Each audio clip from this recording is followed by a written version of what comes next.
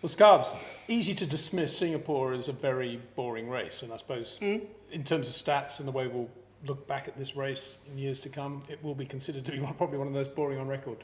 Enlivened by all the dramas in the midfield. Midfield, or was it the back of the midfield? It was the tail enders, and the tail enders, and the tyre choices and how that all manifested itself, and we go on to that in a minute. But the really interesting thing about Singapore is that it's a great circuit for Ferrari. Still is a great circuit for Ferrari. It was a great circuit for Ferrari on the day, and yet Ferrari again didn't maximise that position. We know they were quick on the straight. We saw that on Friday. So they had wing to play with, if that's such a thing you can play with on a downforce circuit, and yet they lost it. And so the first question I have for you is: were there any technical changes to either cars, the Ferraris or the Mercs, which might explain that difference? Not really. I mean, since we was at the Hungarian Grand Prix, both the cars have changed very little technically. They've had their engine upgrades, which obviously had time at Spa and Monza. There were rear wing changes, which are fairly typical for Singapore. Both of them, strangely, following McLaren's solution of a very slotted rear wing end plate.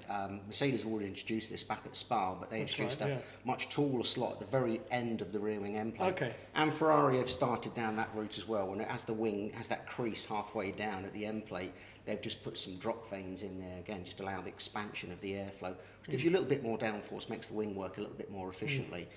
Both of them have got this. Again, these are minor details. These aren't night and day differences. It's not going to change the nature of the car.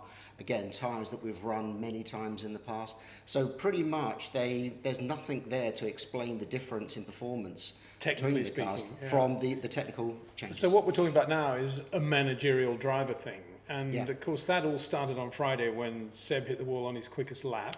So wasn't able to put in the mileage that he could have done on either the Ultra or the Hyper. So it was all left to Kimi. No bad thing. Kimi's good at that. But if you looked at the data after Friday in terms of Kimi's runs on the Hyper and on the Ultra, there was nothing there to suggest that it would be wrong to try the Ultra in Q2. It didn't look slow.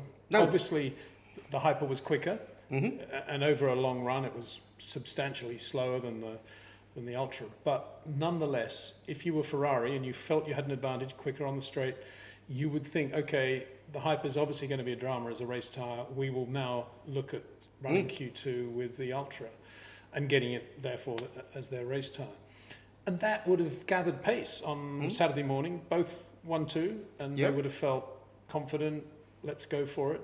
And I wonder whether it was that sending them out on the Ultra, realising that it wasn't going to work and things could change very quickly as the night gathered at Singapore, that discombobulated them at that point, and they lost their feel for the car when they went straight back onto the Hyper. I think it's a big gentle steer off course for Ferrari all weekend, as you say. So there was the Friday issues, the data wasn't really giving us the true facts of the difference between the tyres.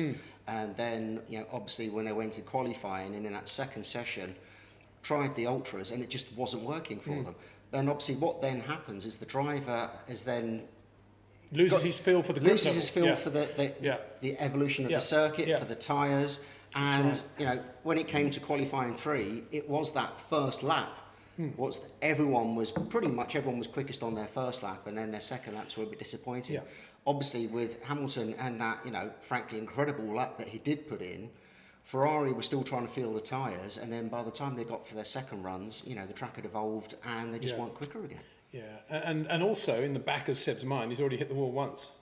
And you could say, most circuits, it doesn't really matter. Singapore, it's pretty confined, and that would have been there somewhere in his somewhere in the cortex. Then obviously knowing that he would have to throw the car around in order to get up to Hamilton's time, to at least get on the front row, which obviously eventually he failed. And it has to be said that Max put in an absolutely incredible. Well, this is the thing, isn't it? In his power limited car. Here we are chatting away about Ferrari and Mercedes. The point is that even if Lewis's engine had expired on lap 4, Max Verstappen would have won the Singapore Grand Prix and beaten Ferrari on. We'd be talking about what an amazing thing for Red Bull. And it was an amazing thing for Red Bull. I mean, for me, easy to say it, but I do rate Lewis and Max as the two best drivers in the world right now. And I thought it was, for all the criticism you can make of Singapore, the Marina circuit, difficult to overtake, difficult to follow cars even, the fact that Lewis and Max were the two guys that emerged from qualifying on the front row actually says a lot about the circuit, and that there are places there where a Max can do something that maybe a Daniel can't, and a Lewis can do something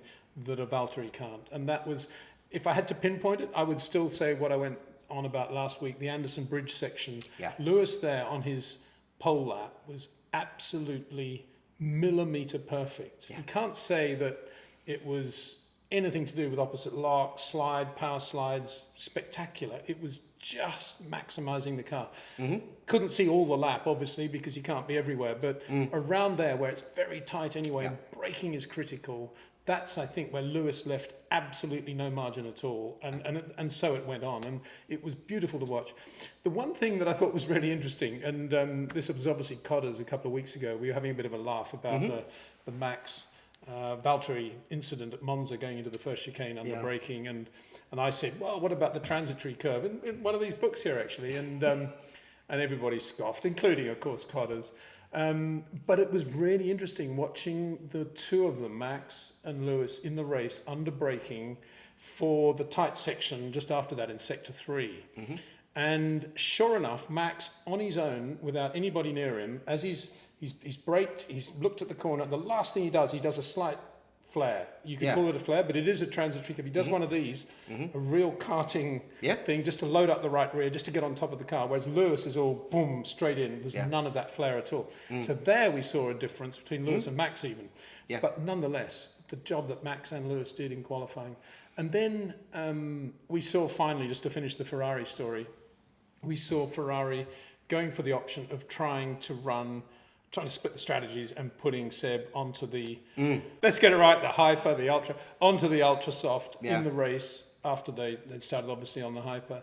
Everybody else going onto the soft. And I thought it was very impressive how nobody took any notice of that. Lewis, obviously, and nor Red Bull. And they all just stuck to their strategy with the soft tyre. And that was maybe a pivotal moment in terms of how Mercedes and Red Bull not only view that weekend, but view the championship now, because Seb going to the Ultra should have been a massive thing going around the pit lane. Should we swap? But nobody took any notice. And that was, that said something as well, I think. And, all credit to the others. And for Ferrari, you've got to say that was the biggest chance they had to finish 1-2 between now and Abu Dhabi. Yeah, for sure, and that's gone now. Lewis Hamilton, is he going to be slow in Russia? Well, he might finish second to Valtteri. I mean, Valtteri's really quick there, but Lewis has never got sector 3 right in qualifying now. He's always managed to use his tyres up. But, he's not going to be slow in Russia. There's lots of long straights, even if he isn't mega on it, and it's not not the greatest of driver circuits. Suzuka, there's no way Lewis Hamilton's going to be slow at Suzuka. Absolutely not. Austin, we know about Lewis Hamilton and Austin. Mexico, could be a bit of a shootout between them and Ferrari. Go for points maybe. Then you got Brazil, could rain. Lewis again, job done. And we talk now. You can look at potentially Lewis Hamilton winning 5 world championships. That is an amazing thing to be able to say for me anyway. Having been around a long time, I remember when Jim Clark broke Fangio's record for Grand Prix wins, and that was a huge thing. I mean, here we're talking about Juan Manuel Fangio, 5 times world champion, and he's going to be equalled by Lewis Hamilton potentially this year. And a bit of synergy, actually, that over the weekend we saw Scott Dixon win his 5th IndyCar championship in the finale at Sonoma. Congratulations to Scott and all at Ganassi. What a great result that was. But interesting, isn't it, that Scott has won his 5th championship? I wonder if that's a sort of foretaste of what's coming. Yeah, I mean, I think when you look at Hamilton's championships, I think he'll probably be even happier with this 5th one. Obviously, they always seem to get more excited as they win more and more anyway. Obviously, Schumacher showed us that. But this year, he's not had the best car. And he's had very strong opposition, and it has been his driving and the team's strategy, certainly in the latter part of the season, that's put him in these race wins and now in a 40-point lead. So as you say, he could follow Seb home at virtually every race for the rest of the season, still win the championship. I think the maths works out. If he comes second to Seb for every race, Seb will win it by 2 points. But I think it's unlikely to think that Ferrari are going to win everyone. Well, on the Lewis later Hamilton races. doesn't know how to finish second at Suzuka. I mean, there's No. no way in the world he's going to be going there thinking, oh, I've got to finish second here. It's So- just like, it's me trying to drink espresso. I couldn't do it, he says. Yeah.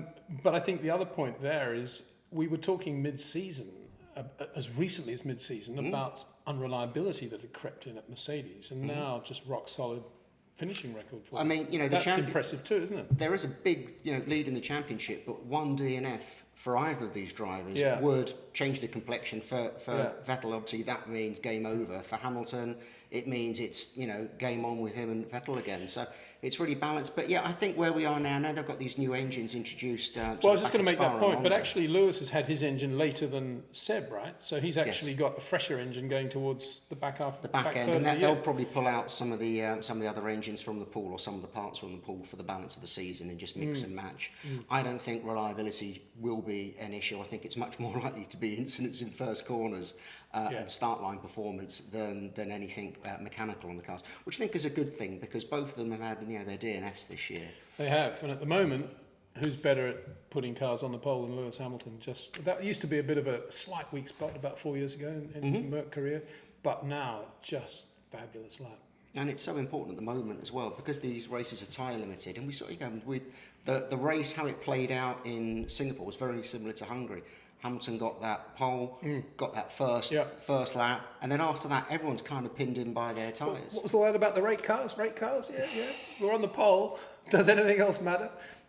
Good point. Point well made by Mercedes. No, They've I got think- Lewis Hamilton. Why not capitalise on that? Exactly. I mean, there's lots of arguments which is the better car, and I think it's been quite finely balanced through the year. And I think probably you could argue for maybe the middle of the season, Ferrari has been the better car, but not the better team and clearly not the better driver.